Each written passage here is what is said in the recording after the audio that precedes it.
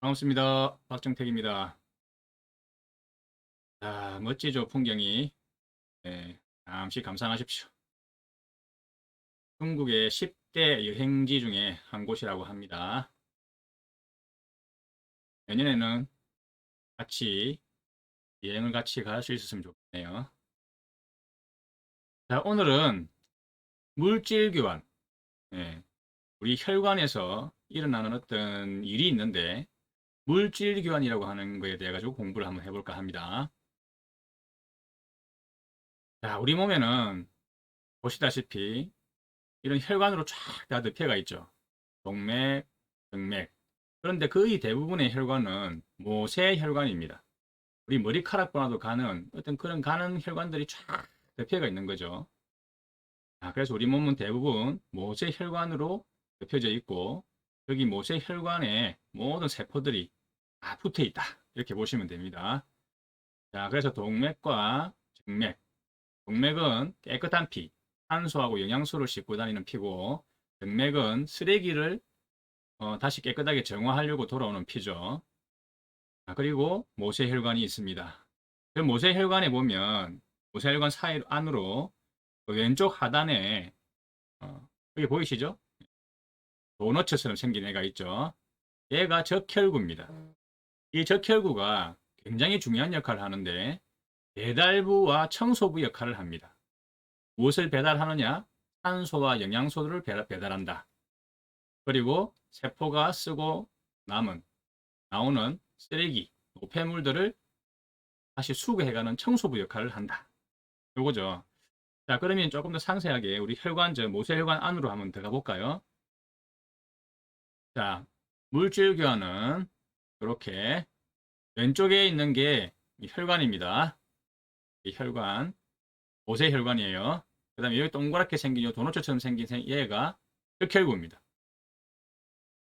자, 그래서 적혈구가 심장에서부터 온몸으로 쫙 뻗어나갈 때 산소와 영양소를 싣고 갑니다.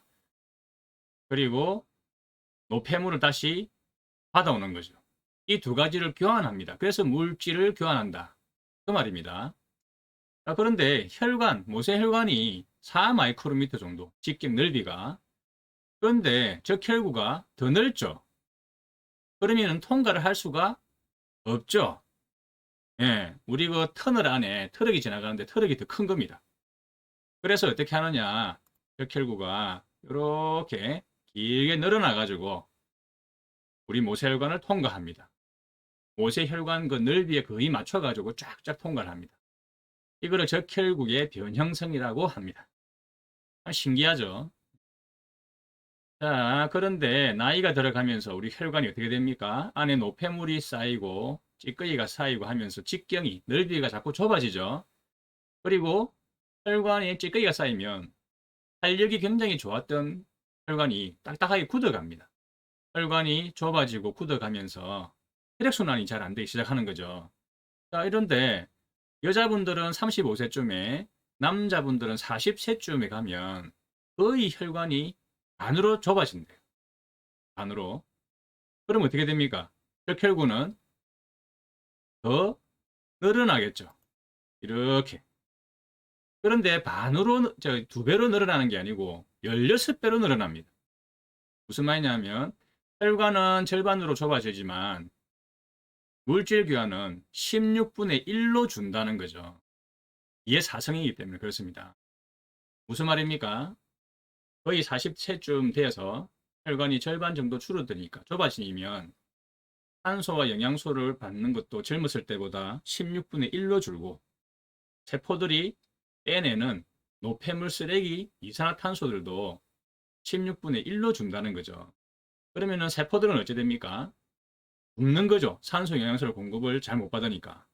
그리고 노폐물을 잘 못 빼내니까 독소에 찌들겠죠. 여기서 모든 질병과 노화가 시작된다 하는 겁니다. 결국은 혈관 문제입니다. 피의 문제고.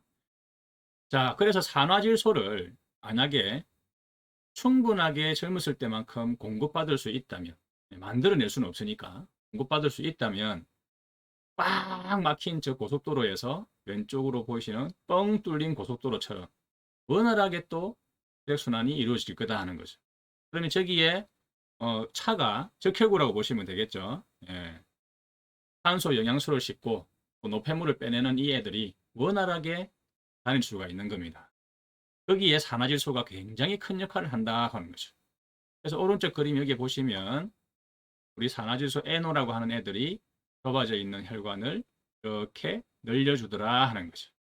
그러면 여기 안에 통과하고 있는 적혈구가 훨씬 더 원활하게 진행을 하겠죠. 여기서 혈액순환이 얼마나 중요한지를 알 수가 있는 겁니다. 자, 산소와 영양소를 싣고 가는 게 왜 중요하냐면 우리 대표적으로 암세포를 하나 들어볼까요? 우리 암세포가 가장 두려워하는 게 두 가지가 있습니다. 열하고 산소입니다. 온도하고 산소. 여기서 말하는 열, 온도는 체온을 말하는 거죠. 그래서 우리 암 환자분들이나 치료하고 계신 분들, 또 몸이 좀 안 좋으신 분들 보면 항상 체온이 낮아요. 몸이 찹니다. 몸이 차면 암세포가 활기를 치고 돌아다니는 거죠. 반대로 면역세포는 추워가지고 활동을 못하는 겁니다. 여기에 산소도 마찬가지입니다. 암세포 주변에 보면 산소가 부족해요. 근데 산소가 풍부한 데 가보면 암세포가 활동을 못하는 거죠. 자, 그러면 뭡니까? 혈액순환이 잘 되면 산소를 충분히 세포들에게 공급해 줄 수가 있다. 그러면 암세포에 어떤 영향을 미칠까? 당연히 나오는 거죠. 자, 그래서 산소를 보시면요. 100%, 80%, 60%, 40% 이렇게 되어 있습니다. 80에서 100% 정도의 산소를 공급받게 되면 세포들이 정상적인 활동을 합니다. 그런데 80% 밑으로 60% 사이에 이루어지면 세포들이 숨은 세포가 돼요. 활동을 못 한다는 거죠. 그리고 60 밑으로 떨어져서 40 사이, 40과 60 정도밖에 공급을 못 받으면 종양세포로 되고 산소가 40% 밑으로 떨어지면 암세포로 발전합니다. 악성종양. 자, 그래서 60에서 80 구간만 되어도 세포가 정상적인 생명 활동을 못한다. 분열을 멈춘다는 겁니다. 자고 있는 거죠. 그래서 휴먼 세포라고 하는 거고 60% 밑으로 떨어지게 되면 유사성 종양이 됩니다. 그렇게 위험하지는 않다는 거죠. 그러다가 40% 밑으로 떨어지면 악성 종양이 됩니다. 이게 암세포죠. 돌연변이고 반대로 분열하고 죽지 않습니다. 자, 그래서 우리 산소 치료의 세계적인 권위자 에드 맥케이브 박사가 라고 했느냐, 세포가 필요한 산소의 60%를 잃어버리면 암세포로 변할 것이다. 자, 우리 몸에는요 비가역적인 반응이 있고 가역적인 반응이 있습니다. 비가역적인 반응이 30%, 가역적인 반응이 70%인데 이게 무슨 말이냐면 비가역적인 반응은 한 번 나빠지면 다시 되돌릴 수 없다는 거죠. 그런데 다행스럽게도 가역적인 반응이 한 70% 정도가 됩니다. 암세포도 어디에 속할까요? 암세포는 가역 반응에 속합니다. 그래서 우리가 산소를 충분히 세포들에게 주게 되면 종양세포였던 애들이 휴먼세포로, 휴먼세포에서 또 정상세포로 이렇게 돌아갈 수 있다는 거죠. 치료할 수 있다는 거. 산소가 얼마나 중요한가, 또 체온이 얼마나 중요한가를 우리가 알 수가 있는 부분입니다. 자, 그러면 산화질소 대사체 물질을 정말 그 NOV가 산화질소 대사체 물질이 맞다면, 그것도 천연으로, 그리고 부작용이 전혀 없다면 충분히 우리가 그거를 몸속에 공급해 줬을 때 천연 산화질소 대사체와 항산화 영양제가 같이 붙어 있는 얘들이 몸속에 들어갑니다. 그러면 산화질소가 좁아져 있는 혈관을 이완시켜주고 뚫어줍니다. 그러면 물질교환이 잘 일어나겠죠. 적혈구가 산소 영양소를 잘 공급할 것이고 또 쓰레기 노폐물을 잘 빼낼 것입니다. 받아오겠죠. 그리고 좁아지는 혈관을 넓히고 가면서 동시에 항산화 영양소가 또 어떤 역할을 하겠죠. 네.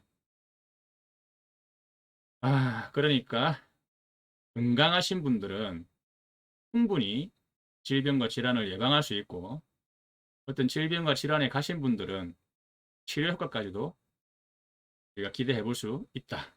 자기 자신에게 맞는 알수를 찾는 게 중요하다. 그래서 오늘은 우리 산화질소 대사체 물질과 물질 교환, 그리고 물질 교환이 어떤 의미가 있는지, 그리고 암세포하고는 또 어떤 상관관계가 있는지 공부를 해봤습니다. 감사합니다. 또 찾아뵙겠습니다.